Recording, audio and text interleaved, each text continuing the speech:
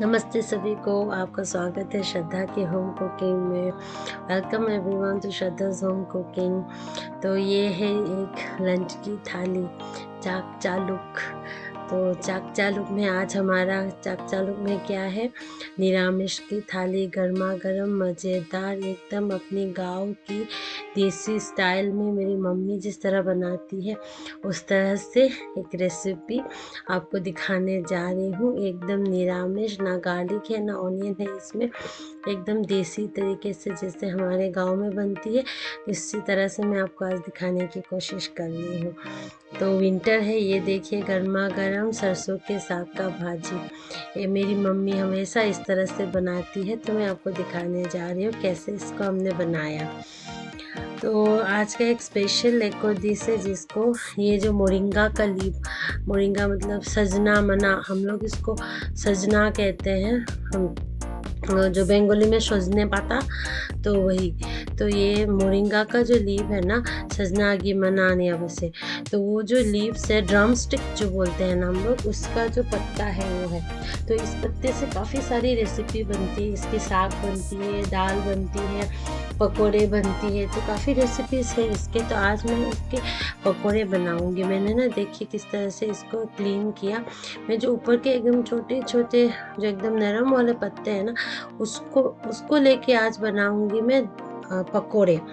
तो मैंने मम्मी से पूछा, मम्मी इससे पकोड़े कैसे बनते हैं, क्योंकि हमेशा मम्मी के हाथ से बनाया हुआ पकोड़े खाया तो मुझे बहुत अच्छा लगता है।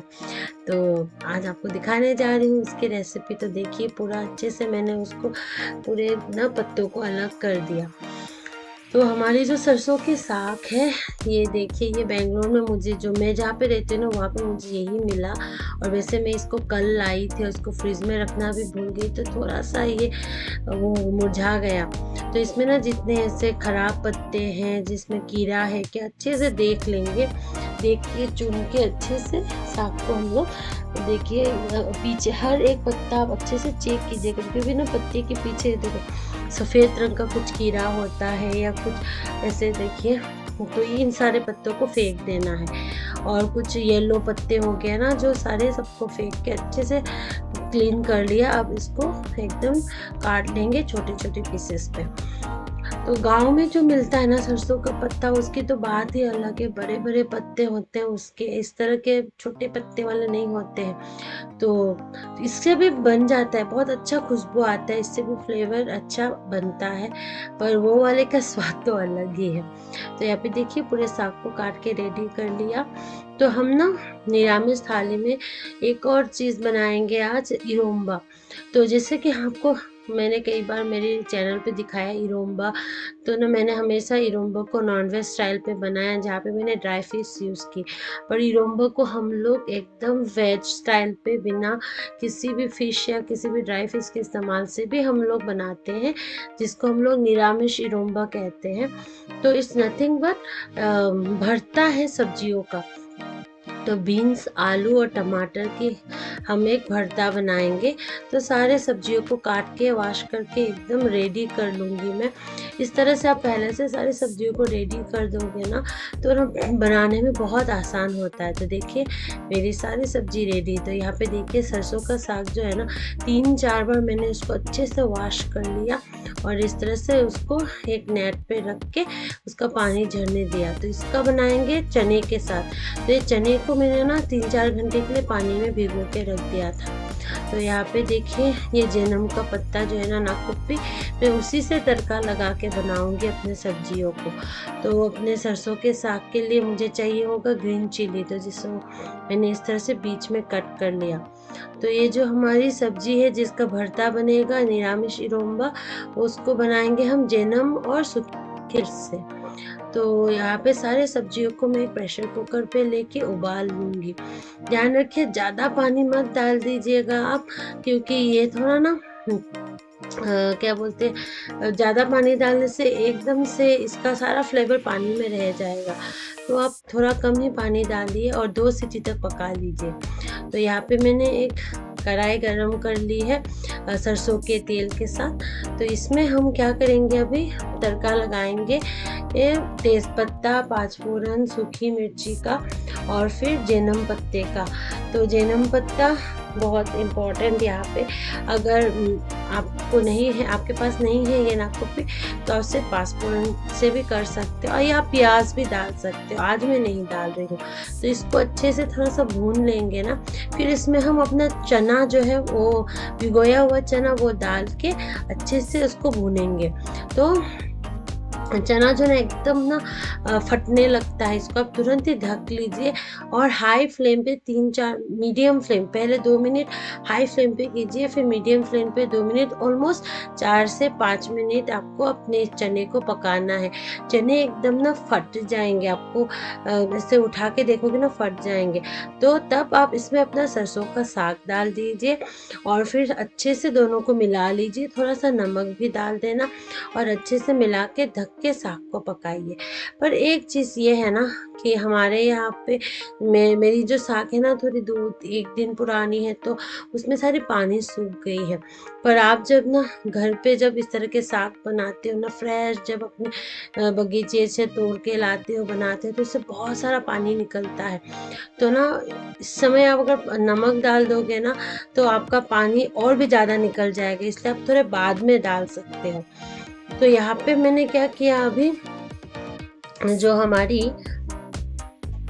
जो मोरिंगा की जो लीव्स थी ना, मतलब ड्रमस्टिक, सजना मना दो, ड्रमस्टिक के पत्ते, उसमें हम ग्रेटेड जिंजर और इस तरह से लाल मिर्च या हरी मिर्च, फ्रेश मिर्च, थोड़ी सी मिर्च, और फिर उसको कुछ मसालों के साथ बेसन और फिर चावल का आटा, इन सभी चीज़ों से इसका एक पकौड़े का बैटर बना लेंगे।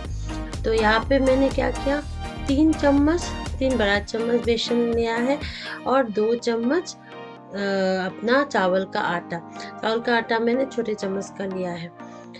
तो जीरा पाउडर आधा चम्मच, फिर धनिया पाउडर आधा चम्मच, फिर हल्दी एकदम चुटकी भर, फिर लाल मिर्च का पाउडर आधा चम्मच, क्योंकि लाल मिर्च हम ऑलरेडी हरी मिर्च डाल चुके हैं तो ज़्यादा डालने की ज़रूरत नहीं, अपने स्वाद अनुसार। और थोड़ा सा अजवाइन इस तरह से क्रश करके डाल देंगे। फिर हम इसमें डालेंगे थोड़ा सा बेकिंग सोडा, ये जो खाने का सोडा आता है पकौड़े में जो डालते हैं वही वाले। तो अच्छे से अभी इन सारे इंग्रेडिएंट को हम अच्छे से मिक्स करेंगे। तो अभी सॉरी, मैं नमक बोलना भूल गई, तो नमक भी हम ऑलमोस्ट 1 चम्मच जैसा डालेंगे। तो ना अच्छे से पहले आपने उन सारे ड्राई इंग्रेडिएंट्स को पत्ते के साथ मिक्स करना, फिर धीरे धीरे पानी डालना, एकदम से पानी मत डाल देना। पहले पत्तों से थोड़ा अपना का पानी निकलता है ना, इसलिए अच्छे से पहले निचोड़ लो, आप सारे मसालों को मिला लो, फिर धीरे धीरे इसमें पानी डाल के अच्छे से मिक्स करो। एकदम ज़्यादा रनी जैसा, मतलब ज़्यादा पानी जैसा नहीं बनाना है आपको। तो जिस तरह से आपकी आटे की वो बनती है ना, डो बनाते हैं, उससे थोड़ा सा भीगा वाला, वैसे तो रोटी का जो आपका डो बनता है उससे थोड़ा सा भीगा। तो यहाँ पे देखिए मेरी ये बन के रेडी, मैंने इसको साइड पे रख दिया। तो यहाँ पे मेरी जो सरसों की साग थी वो पक रही थी, ऑलमोस्ट 5-6 मिनट हो गए थे। तो अभी मैं इसको अच्छे से फिर से मिला लूँगी, कड़छी से अच्छे से मिला लूँगी। तो मैंने ना धीमी आंच पे पका रही हूँ उसको, इसलिए तब तक मैंने पकोड़े की पूरी बैटर बना के रेडी कर ली। तो अभी इसमें मसाले डाल दूँगी। तो आधा चम्मच से थोड़ा कम, जैसे 1/3 स्पून अपना हल्दी और कोरिएंडर पाउडर एकदम आधा चम्मच से कम, और जीरा पाउडर आधा चम्मच, और सूखी लाल मिर्च का पाउडर आधा चम्मच से थोड़ा कम, मतलब ऑलमोस्ट लाइक 1/3 स्पून ऑफ सूखी लाल मिर्च का पाउडर, क्योंकि हमने हरी मिर्च काफ़ी सारा डाला है, ऑलमोस्ट 5-6 हरी मिर्च डाले। इसमें ज़्यादा सूखी मिर्च नहीं पड़ती है, मतलब ड्राई चिली पाउडर नहीं पड़ती है, जो कच्चे मिर्ची का टेस्ट बहुत अच्छा लगता है। तो देखिए अच्छे से मिला के मैंने इसको 3-4 मिनट मसालों के साथ पका रही हूँ। तो अभी क्या हुआ ना, देखिए क्योंकि मेरे साग में उतना पानी नहीं निकला है ना, इसलिए मैं ऊपर से थोड़ा पानी डाल के, मतलब 2 स्पून 3 स्पून जैसा पानी डाल के फिर उसको पकाऊंगी। नहीं तो क्या हो रहा है ना, ये ज़्यादा चिपक रहा है और मसाले सब जल जाएंगे। तो इस तरह से ऑलमोस्ट मसाले डालने के बाद थोड़ा पानी डाल के 4-5 मिनट पका लिया। मेरी साग बन के रेडी है, एकदम गर्मा गर्म। इससे इतनी अच्छी खुशबू आ रही थी ना, क्या बताऊँ मैं आपको। तो धनिया पत्ते के साथ उसको गार्निश कर लिया। तो इसमें आप ना साग की मात्रा थोड़ा और बढ़ा सकते हो। मेरा चने की मात्रा थोड़ा ज़्यादा हो गई, साग में थोड़ी कम हो गई। ज़्यादा से ज़्यादा बहुत सारे साग मेरे ख़राब हो गए थे पत्ते, तो मुझे फेंकना पड़ा। तो यहाँ पे हम अपने पकौड़ों को बना देंगे। तो एक कढ़ाई पे मैंने ऑलरेडी रिफाइंड ऑयल थोड़ी सी चढ़ा दी। तो इस तरह से देखिए मैंने ना टिक्की जैसे बना ली है अपने पकौड़े को, ऐसा फ्लैट कर दिया। आपकी मर्जी, अगर आप गोल गोल जैसा बनाना चाहते हो तो भी, तो ऐसे फ्लैट करके बनाओगे ना, देखिए इसलिए हाथों से ऐसे दबा के फिंगर से, तो वो जल्दी पक जाते हैं अंदर तक और बहुत अच्छा कुरकुरे भी होता है। तो ज़्यादा एक साथ मत डाल दीजिएगा। तो एकदम इस तरह से हम अपने सारे पकौड़ियों को तल लेंगे धीरे से, एकदम मीडियम आंच पे, क्योंकि मेरे सारे पत्ते भी कच्चे हैं तो उसको क्रिस्पी पकाना है। तो मैं जैसे आपको पहले भी बताती हूँ ना, मैं जब भी पकौड़ा बनाती हूँ थोड़ा सा ऊपर से इस तरह से पानी छिड़क देती हूँ। इससे क्या होता है ना, पानी एकदम चटकता है, तो उससे ना पकौड़े के अंदर तक वो जो अपना गरम तेल है ना, वो अंदर घुस जाता है। जैसे आप ऐसे पानी डालोगे ना, देखना वो तेल उबलने लगता है, तो उससे आपके पकौड़े जल्दी अंदर तक अच्छे से क्रिस्पी होके पकते हैं। तो इस तरह से अलटते पलटते पूरे पकौड़ों को एकदम थोड़ा गोल्डन होने तक पका लेंगे। तो देखिए पकौड़े अच्छे से बन रहे हैं हमारे। ऑलमोस्ट थोड़ा टाइम लगता है इसको बनाने में, एक बैच को रेडी होने में कम से कम 5-6 मिनट लगते हैं। तो हमेशा जैसे कहते हैं ना, धीरज का फल अच्छा होता है। तो बहुत ही टेस्टी पकौड़े बने थे ये वाले। तो आप ज़रूर से इस तरह से ड्रम स्टिक के पत्ते, सजना मना, या जैसे बोलो मोरिंगा के पत्ते, इसके ये पकौड़े बना के ट्राई कीजिए, आपको बहुत अच्छा लगेगा। आप इसमें प्याज भी डाल सकते हो, लहसुन डाल सकते हो, आपकी मर्जी, उससे और भी ज़्यादा अच्छा लगेगा। तो यहाँ पे ना मेरी जो सब्जी मैंने जो उबालने चढ़ाई थी इरोम्बा के लिए, निरामिष भरते के लिए, सब्जी मेरी पूरी बन के रेडी हो चुकी है। मतलब उबल गई 2 सीटी, और उसके बाद अभी हम सारे सब्जियों को ठंडा करने के लिए रख देंगे। बहुत इम्पोर्टेंट है, जब भी इरोम्बा बनाओगे सब्जियों को ठंडा करना। तो यहाँ पे मैं क्या कर रही हूँ, थोड़ा सा मिर्ची और मेरे जो जेनम या नाकुपी के पत्ते हैं उसको मैं अच्छे से इस तरह से भून के, थोड़े से सरसों के तेल में, तो इसी मिर्ची का हम भरता बनाएंगे। मतलब भुने हुए मिर्ची से ही हम अपना इरोम्बा बनाएंगे। तो जनरली निरामिष इरोम्बा में ना हम सूखी मिर्च या हरी मिर्च, उसको जेनम के साथ अच्छे से भून लेते हैं, और थोड़ा सा वही भुना हुआ मिर्ची का भुना हुआ जो तेल है ना, वो डाल के वो थोड़ा सा ले लेते हैं, उसके साथ इरोम्बा बनाते हैं। तो जैसे बंगाली भरते में होता है ना, काचा सरसों का तेल, कच्चे सरसों का तेल जाता है, यहाँ पे हम लोग कच्चे सरसों का नहीं इस्तेमाल करते हैं, जिसमें हमारी मिर्ची को भुना था उसका इस्तेमाल करते हैं। थोड़ा अलग होता है ना, मणिपुरी इरोम्बा है। तो देखो सारी मिर्चियों को, नमक को अच्छे से मिला दिया था, एकदम उसको पेस्ट जैसा कर लिया था। फिर टमाटर को मिलाया, फिर सारे उबले हुए सब्जी को मिलाया, फिर अच्छे से सारे सब्जी को, मिर्ची के जो हमारे भरते, इसका एक अच्छा सा एक भरता बना लेंगे। हमेशा ध्यान रखिए जब भी आप इस तरह के इरोम्बा, मतलब मणिपुरी स्टाइल स्पेशली जब इस तरह के इरोम्बा बनाते हैं ना, सब्जियों को एकदम गला मत दीजिए, एकदम तोड़ मत दीजिए। देखिए मेरी सब्जी थोड़ी चंकी चंकी है, मतलब थोड़े से देखो सारे आपको बीन्स, आलू सब थोड़े ऐसे पीसेस में मिलेंगे, तो ना वो खाने में ज़्यादा अच्छा लगता है। तो ये बन गई हमारी निरामिष इरोम्बा। तो आप को जिस तरह से आपको चाहिए, थोड़ा ज़्यादा ग्रेवी चाहिए, सूखा चाहिए, उस हिसाब से पानी डालिए, उसी हिसाब से आप नमक का भी अंदाजे से डाल दो। तो धनिया पत्ता वगैरह डाल के निरामिष इरोम्बा इज़ रेडी। तो ज़रूर से आप इस तरह से ना ट्राई करके देखिए इरोम्बा निरामिष। तो यहाँ पे मेरी सारी डिशेस बन के रेडी है, गर्मा गर्म पकोड़े एकदम क्रिस्पी वाले, सरसों का साग और इरोम्बा।